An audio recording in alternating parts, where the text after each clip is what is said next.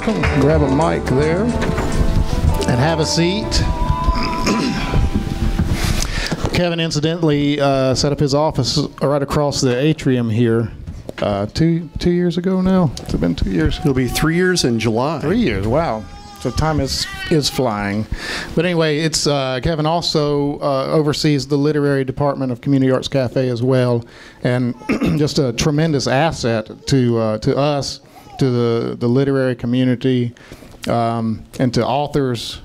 Authors are really lucky to have opportunity to be published with Kevin, because he really knows what he's doing. So tell us a little bit about I tell people I know what I'm doing. Yeah, well, it shows. At least so far it's working. You can fake it real well if not so. But tell us where the idea to start publishing came from. Well, it was an act of survival, actually. I'd been a writer for years. I spent 10 years in Nashville as a songwriter, so I really admire what you all are doing. But I was also writing short stories and poetry and getting a lot of that published. And my night job, because every musician and artist has a night job, right, or a day job. I was working at U.S. Airways, started out at Piedmont in Nashville.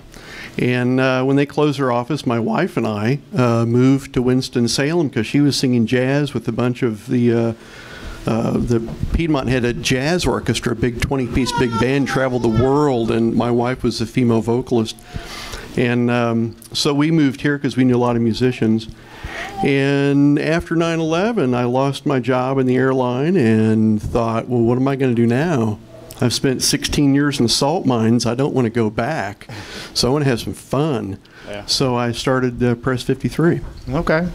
And who was the first author you published?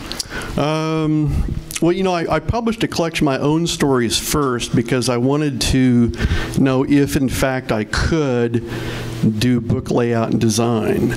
And that was, but that. So you learned that on the job? Is that the way you Well, I kind of taught myself. I talked to people and everything, and I had edited an anthology for New York Arts Foundation and kind of got the bug on layout and design, finding stories that I liked that I wanted to share with the world.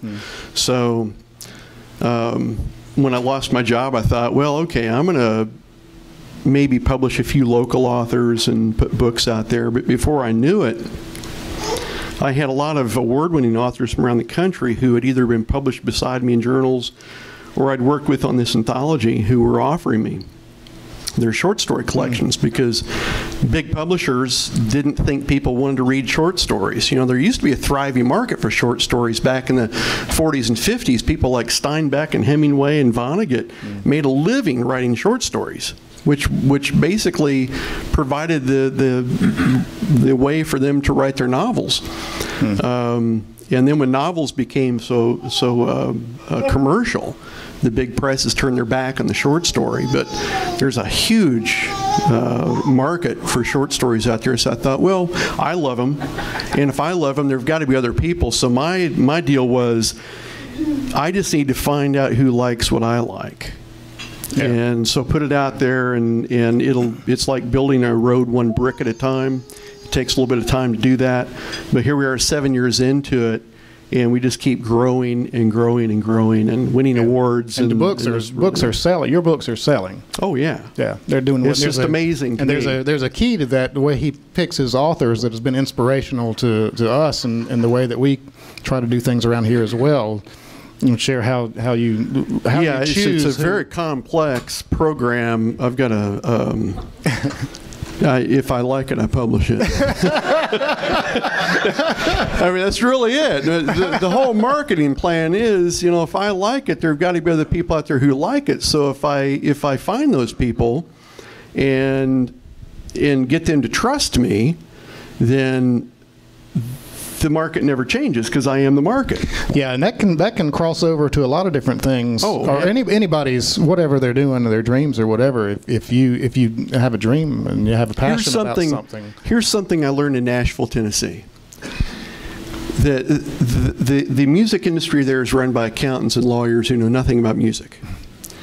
And a friend of mine went into a publisher one time and was playing some songs, and the guy said, "Wow, these are really good. They're different."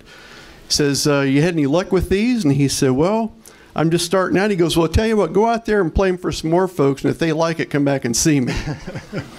I mean, that's basically the thing. It's a cookie cutter kind of thing. You know, they want to make sure it's commercial. They want to make sure it's there. Well, my thing was, you know, if I like it, I'm not alone in this world. I mean, I'm not that unique. Somebody else likes it too. Yeah. I mean, there's got to be a lot of other people who like it. Plus, I trusted that thing where if I liked something, said, "Ooh, that's a great idea," and I would see it just take off, I thought, well, I must be tapped into something here.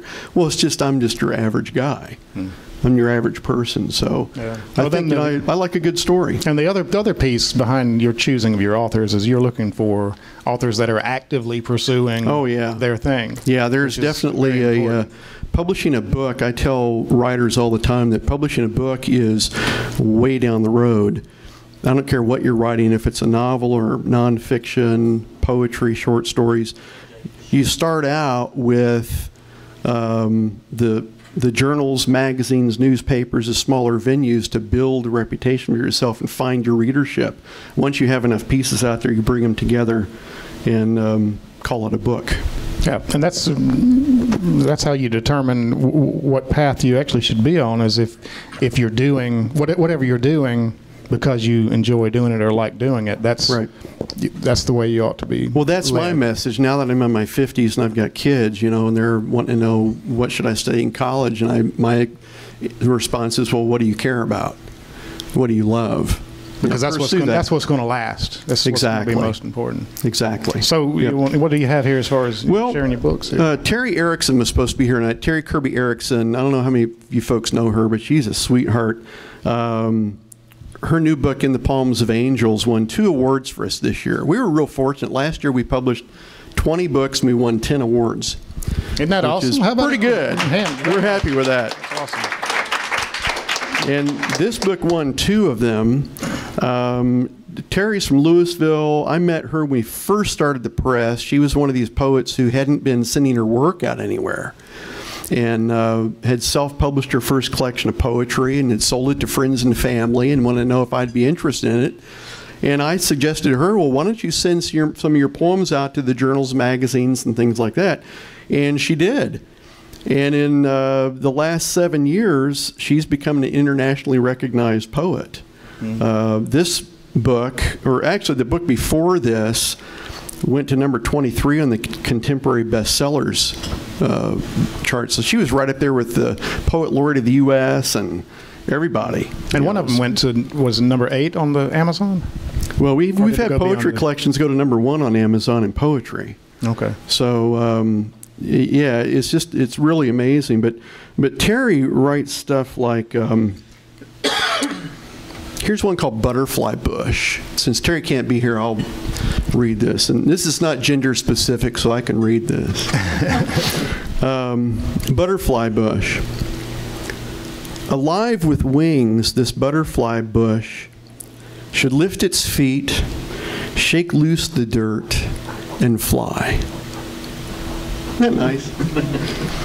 But, you know, Terry's a storyteller and tells wonderful, wonderful stories. And she's been published in Christian Science Monitor, the Journal of the American Medical Association, picked up one of her poems. She's a nationally recognized and award-winning poet, a real jewel and a gem to the press.